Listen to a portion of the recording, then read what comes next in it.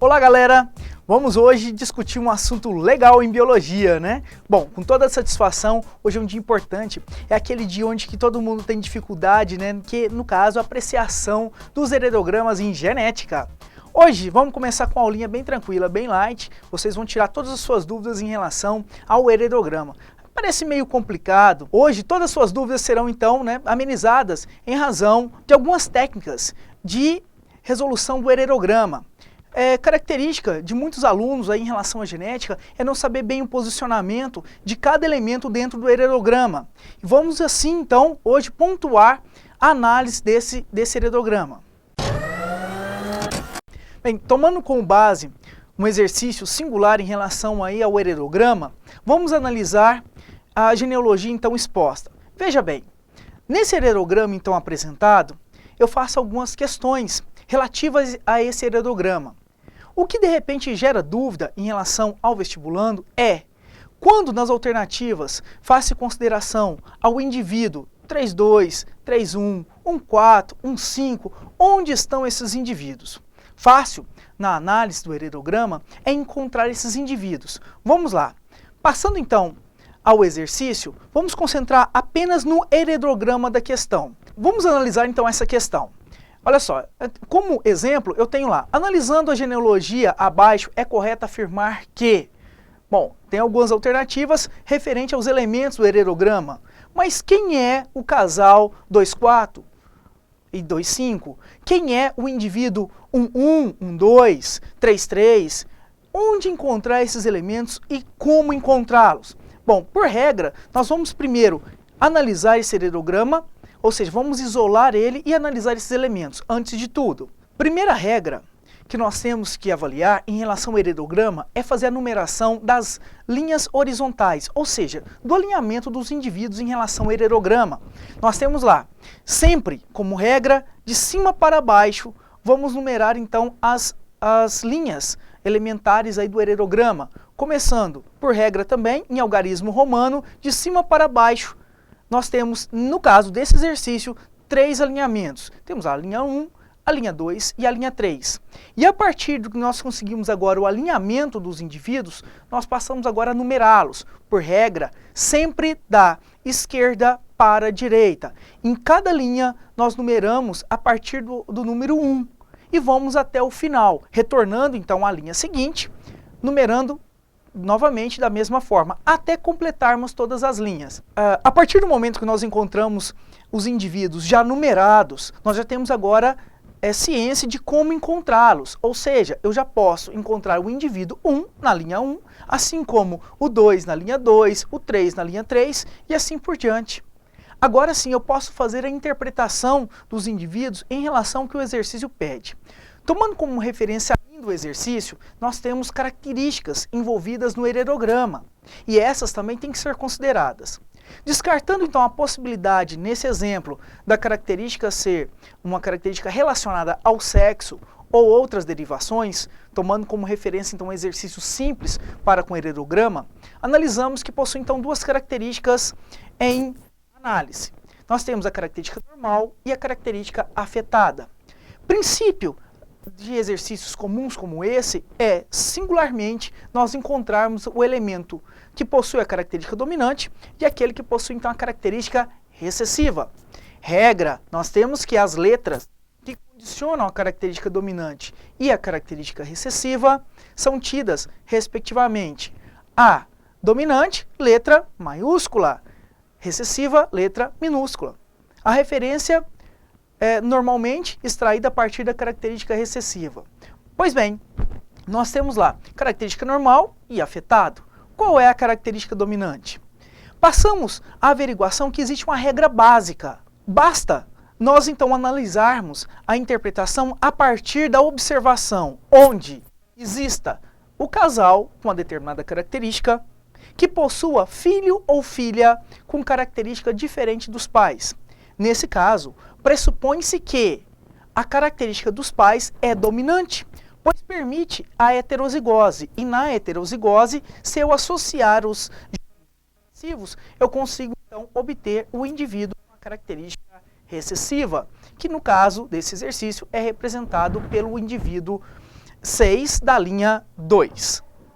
Vamos agora isolar esse elemento, ou melhor, esse conjunto de elementos, para que a gente possa fazer algumas considerações. Olha só, nesse caso, fica bem claro que o indivíduo 3 e 4 da linha 1, que formam um casal, possui bem evidenciado a sua filha 6, lá na linha 2, que possui uma característica recessiva comparada a esses indivíduos, obtida por meio da combinação gênica dos genes recessivos do casal. Isso afirma, então, a existência da característica de heterozigose para com os indivíduos 3 e 4 da linha 1.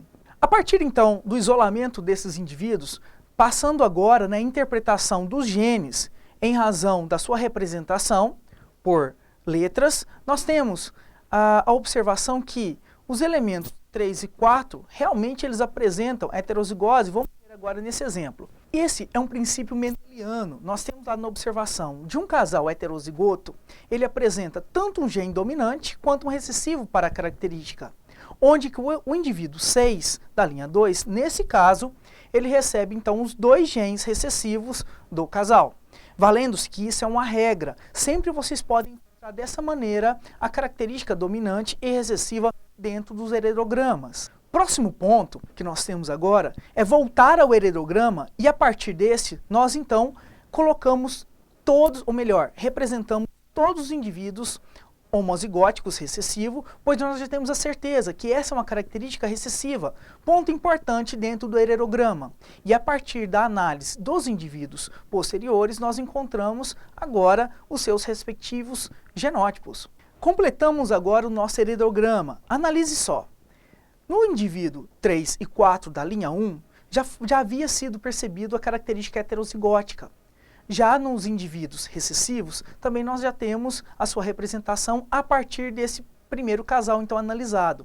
Vimos a partir, então, desse exemplo, que o indivíduo 5 da linha 2, o indivíduo 1 e o indivíduo 3 da linha 3 também são heterozigóticos, a partir do esquema que observamos que eles possuem uma característica afetada, ou seja, uma característica dominante, e eles possuem como pais um indivíduo sendo possuidor da característica recessiva e o pai com a característica dominante. Ou seja, nós temos aí, né, a combinação do gene recessivo da mãe com o gene dominante do pai. Nessa associação, nós temos então que o indivíduo 1 e o indivíduo 3 da linha 3 são os indivíduos também heterozigóticos.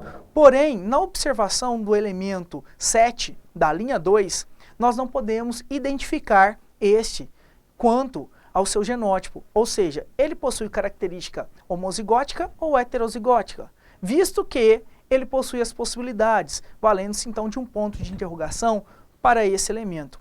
Segundo os princípios mendelianos, nós podemos extrair, a partir dessa observação, unicamente a probabilidade desse indivíduo em possuir a característica dominante heterozigótica ou homozigótica para o indivíduo.